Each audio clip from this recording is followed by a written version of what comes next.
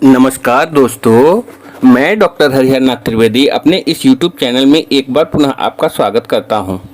आप अगर हमारे इस चैनल पर नए हैं तो हमारे इस चैनल को सब्सक्राइब अवश्य कर दें, साथ ही साथ बेल आइकन को प्रेस कर दें ताकि आने वाली नई वीडियो का नोटिफिकेशन आपको मिल सके। आज मैं आप लोगों के साथ होम्योपैथिक की औषधि हीपर सल्फर के विषय में जानकारी देने जा रहा हूँ। किसी भी प्रकार की त्वचा के रोग ठीक हो जाने के बाद उत्पन्न रोग तथा पारा के दुरुपयोग से उत्पन्न रोग की अवस्था को ठीक करने के लिए हीपर सल्फर औषधि का व्यवहार किया जाता है।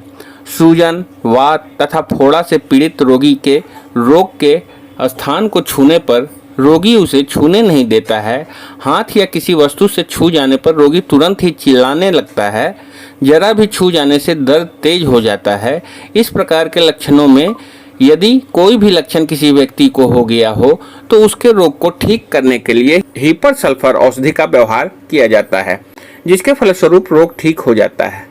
लेकिन ऐसे ही कुछ लक्षण होने पर रोगी के रोग को ठीक करने के लिए चाइना औषधि का प्रयोग कर सकते हैं। इसलिए चाइना औषधि के इस गुण की तुलना इससे कर सकते हैं, लेकिन यह ध्यान रखना चाहिए कि चाइना औषधि का प्रयोग उन रोगियों पर करते हैं जिन रोगियों के रोग ग्रस्त भाग को हल्के से छूने से दर्द होता है और धीरे धीरे दबाने से आराम मिलता है, तथा रोगी के रोगग्रस्त भागों को छूते हैं तो उसके रोगग्रस्त भाग में दर्द होता है और घाव में मवाद पड़ जाता है। रोगी को खांसी हो जाती है तथा इसके साथ ही रोगी का गला भारी, खुश्क और बैठ जाता है। गले के अंदर कफ जम जाता है, जिसके कारण गले में घड़घड़ाहट होता है। ठंडी हवा, ठंडे पेय पदार्थ पीने से रोगी के रोग के लक्षणों में वृद्धि होती है। रोगी को आधी रात के पहले और सुबह होने के पहले हालात खराब होने लगते हैं। ऐसे रोगी के रोग को ठीक करने के लिए हीपर सल्फर का व्यवहार करना चाहिए। इस प्रकार के लक्षणों से पीड़ित रोगी को खांसी कभी भी सूखी नहीं होती है, कुछ ना कुछ ढीली बनी रहती है, कुछ ना कुछ कफ भी निकलता रहता है तथा रोगी को हल्का बुखार भी रहता है। यदि किसी रोगी को काली खांसी हो तथा जरा सा भी हवा रोगी को बर्दाश्त नहीं हो तो ऐसी अवस्था में रोगी के रोग को ठीक करने के लिए एकोनाइट और स्पोंजिया के बाद हीपर सल्फर को देना चाहिए। इससे बहुत ही जल्द रोग आरोग्य हो जाता है। खांसी होने की शुरुआती अवस्था में एकोनाइट औषधि का उपयोग करने के बाद स्पोंजिया और बाद में हीपर औषधि का उपयोग करने से खांसी ठीक हो जाता है। यदि रोगी बुखार, खांसी या किसी फोड़े के रोग से पीड़ित है तथा उसमें इस प्रकार के लक्षण हो जैसे ठंडी हवा बर्दाश्त नहीं हो रही हो, फोड़ा, सूजन तथा शरीर के अन्य रोगग्रस्त भाग को सावधानी के साथ ढक कर रखना, दरवाजे खिड़की बंद रखना हो, खिड़की या दरवाजा जरा सा भी खुला रहने से रोगी को यह ख्याल होता है कि उस स्थान से हवा आकर मेरे शरीर में लगती है और इससे मेरी बीमारी और बढ़ जाएगी। इस प्रकार के लक्षणों से पीड़ित रोगी को ठीक करने के लिए हीपर सल्फर का व्यवहार किया जाता है। बात बात पर क्रोध आना, उत्तेजित होना तथा इस लक्षण के साथ ही रोगी के शरीर पर फोड़े या फुंसियां हो, बुखार हो गया हो या खांसी हो गई हो या अन्य कोई बीमारी हो तो ऐसे रोग को ठीक करने के लिए हीपर सल्फर बहुत ही फायदेमंद औषधि है।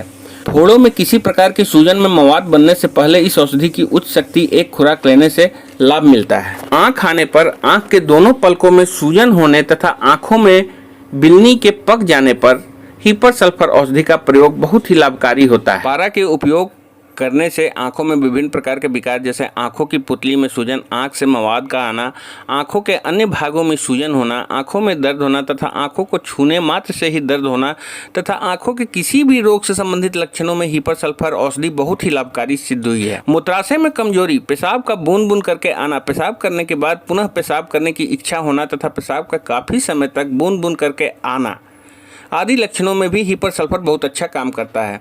पुरुषों के जननेंद्रिय के अगले भाग की त्वचा पर सुजाक के समान घाव होना, लिंग, अंडकोशों और जांघ की त्वचा में खराश होने के साथ चिपचिपा पानी निकलने पर हीपर सल्फर बहुत ही लाभकारी सिद्ध हुआ है। जरायु, गर्भाशय की ऊपरी झिल्ली और स्तन में घाव होना जिसमें से बड़ा ही बदबूदार पीप निकलता है, ऐसी परिस्थिति में भी हीपर सल्फर का व्यवहार करने से बहुत ज़्यादा लाभ मिलता है। यह बात ध्यान रखने वाली है, हीपर सल्फर औषधि के रोगी की त्वचा की थोड़ी सी ही मात्रा में कट जाने से वह पक जाती है, जिसके कारण उसमें मवाद आने लगता है। एक्जिमा के कारण हुए घाव में स्पर्श मात्र से ही खून का निकलना, छोटी छोटी फुंसियों का निकलना, इन छोटी छोटी फुंसियों में मवाद पड़ जाना तथा इनसे पनीर की तरह बदबू आती है। इस प्रकार के लक्षणों में हीपर सल्फर का व्यवहार करने से बहुत ज़्यादा लाभ मिलता है। रोगी को खुली हवा बिल्कुल भी बर्दाश्त नहीं होती है। गर्म अंगीठी के पास बैठने का मन करता है। ठंड के समय में शरीर में दरारें पड़ जाते हैं, उनमें बहुत सख्त खुजली और डंक मारने की तरह जलन और दर्द होता है। शरीर में थोड़ा गर्मी आते ही दरारें गायब हो जाती है। बुखार होने के कारण मुंह के अंदर छाले पड़ जाते हैं। शरीर से बदबूदार पसीना आता है जो खट्टा होता है। इस प्रकार के लक्षणों से पीड़ित रोगी को यदि बुखार भी हो तो उसके रोग को ठीक करने के लिए हीपर सल्फर औषधि का व्यवहार करना चाहिए। रोगी के शरीर के कई अंगों में सूजन आ जाती है तथा इसके साथ ही रोग के स्थान पर डंक लगने जैसा दर्द होता है और ऐसा महसूस होता है कि उस भाग में मोच आ गई हो और शरीर में ऐंठन सी होने लगती है। इस प्रकार के लक्षणों से पीड़ित रोगी के रोग को ठीक करने के लिए हीपर सल्फर का व्यवहार किया जाता है। रोगी के हाथ तथा पैरों में चुभन होती है तथा ऐसा लगता है कि हाथ तथा पैरों में डंक लग गया हो। ऐसे लक्षणों को भी हीपर सल्फर औषधि की मदद से दूर किया जा सकता है। फेफड़ों में जलन रोग से पीड़ित रोगी के रोग को ठीक करने के लिए हीपर सल्फर औषधि का व्यवहार करना चाहिए। लेकिन इस औषधि का उपयोग करने से पहले रोगी में यह देख लेना चाहिए कि रोगी को इसके साथ और भी कई लक्षण होना चाहिए जो इस प्रकार है। सबसे पहले रोगी के फेफड़े में फोड़ा हो जाता है तथा इसमें मवाद भर जाता है। ठीक इसी प्रकार यदि सांस लेने वाली नलिकाओं में भी जलन तथा छाती में जलन और दर्द हो रहा हो तब इसका व्यवहार करना चाहिए। रोगी के सिर में झटके लगते हैं या सवारी करने से चक्कर आने लगते हैं तथा इसके साथ ही सिर में दर्द होता रहता है। सुबह के समय में कनपट्टी व नाक की जड़ में बर्मा द्वारा छेद करने जैसा दर्द महसूस होता है। सिर के ऊपरी भाग में जलन और खुजली होने लगती है तथा शरीर से ठंडा पसीना भी आता है। इस प्रकार के लक्षणों से कोई भी लक्षण यदि रोगी में हो तो हीपर सल्फर का व्यवहार करने से बहुत ज़्यादा लाभ मिलता है। रोगी की आंखें लाल हो जाती है तथा उसमें जलन होने लगती है। आंखों में हवा के प्रति अधिक संवेदनशील उत्पन्न हो जाता है तथा इसके साथ ही सिर में दर्द होता है और ऐसा महसूस होता है कि जैसे सिर के अंदर की ओर खिंचाव उत्पन्न हो रहा हो। आंखों की कटोरी की ऊपरी वाली हड्डियों में बर्मे से छेद किए जाने जैसा दर्द होता है। नेत्र गोलक को छूने से दर्द महसूस होता है। जो चीज़ें लाल तथा बड़ी दिखाई देती हैं। पढ़ने से दृष्टि धुंधला हो जाती है। देखने की शक्ति कम हो जाती है। आंखों के आगे काले घेरे बन जाते हैं। इस प्रकार के लक्षणों को दूर करने के लिए हीपर सल्फर औषधि का व्यवहार करना चाहिए। रोगी का चेहरा पीला हो जाता है तथा निचला ओठ बीच में से फट जाता है। चेहरे के रोगग्रस्त भागों में सूजन हो जाती है। चेहरे के दाईं भाग के नाड़ियों में दर्द होता है और दर्द का असर कनपट्टी, कान, नथुनों और होठ तक फैल जाता है। चेहरे की हड्डियों में दर्द होता है तथा उन्हें छूने से दर्द होता है। मुंह के कोनों में घाव हो जाता है तथा जब रोगी अपने मुंह को खोलता है तो जबड़ों में दर्द होता है। इस प्रकार के लक्षणों को दूर करने के लिए हीपर सल्फर औषधि का व्यवहार किया जाता है। रोगी के मुँह से लार टपकता रहता है। मसूड़ों और मुंह को छूने से दर्द महसूस होने लगता है तथा उसमें से खून भी बहने लगता है। ऐसे रोगी को ठीक करने के लिए हीपर सल्फर औषधि का व्यवहार किया जाता है। रोगी को खट्टी चीज़ें, शराब एवं चटपटी चीज़ें खाने की इच्छा होती है। वसा पदार्थों को खाने का मन करता है। बार बार डकारें आती है लेकिन उनका कोई स्वाद होता है न गंध। अमाशय का भाग अधिक फूल जाता है जिसके कारण रोगी को अपने कपड़े ढीले करने पड़ते हैं। अमाशय में जलन होती है। हल्का सा भोजन करने के बाद भी अमाशय के अंदर भारीपन तथा दबाव महसूस होता है। इस प्रकार के लक्षणों को दूर करने के लिए हीपर सल्फर औषधि का व्यवहार किया जाता है। रोगी को चलते समय, खांसते समय, सांस लेते समय या फिर पेट को छूने से जिगर यकृत में सुई जैसा दर्द होता है। यकृत में सूजन आ जाती है। पेट फूला हुआ लगता है तथा तना हुआ हो जाता है तथा पेट के पुराने रोग को ठीक करने के लिए हीपर सल्फर औषधि का व्यवहार किया जाता है। रोगी जब मल त्याग करता है तो उसका मल मिट्टी की तरह नरम होता है। मल से खट्टी बदबू आती है तथा मल सफ़ेद रंग का होता है। मल में अंदर अनपचा पदार्थ होता है। रोगी को मल त्याग करने में जोर लगाना पड़ता है। ऐसे लक्षणों में हीपर सल्फर का व्यवहार करने से बहुत ज़्यादा लाभ मिलता है। यदि किसी रोगी के यकृत में जलन हो रही हो या जिगर से संबंधित कोई रोग तथा इसके साथ इन रोगों में रोगग्रस्त स्थान पर मवाद भी पड़ जाता है और मवाद बहने का रास्ता बंद हो जाता है तो ऐसे रोगी के रोग को ठीक करने के लिए हीपर सल्फर औषधि का व्यवहार किया जाता है। गले के नसों की बढ़ी हुई अवस्था में यदि रोगी को ऊंचा सुनाई पड़ता है तो उसके रोग को ठीक करने के लिए हीपर सल्फर औषधि का व्यवहार करना चाहिए। इससे बहुत ज़्यादा लाभ मिलता है। रोगी को मूत्र त्याग करने में परेशानी होने लगती है। रुक रुक कर पेशाब आता रहता है। मूत्र त्याग करने में रोगी को जोर लगाना पड़ता है।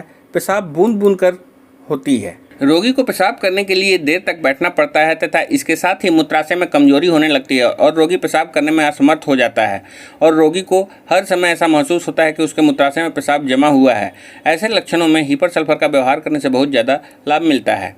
लिंग में खरोंच लगने तथा इसके साथ ही उसमें दर्द होने तथा इसके साथ ही लिंग की त्वचा और अंडकोश की त्वचा पर और जांघों तक दर्द होता है, ऐसे रोगी के रोग को ठीक करने के लिए हीपर सल्फर बहुत ही फायदेमंद औषधि है। रोगी को सांस लेने में परेशानी होती है तथा छाती पर से सीटी बजने की आवाज़ होती है, जो सिर के पीछे की ओर मोड़ने पर ही कुछ कम होती है। ऐसे रोगी के रोग को ठीक करने के लिए हीपर सल्फर का व्यवहार करना चाहिए।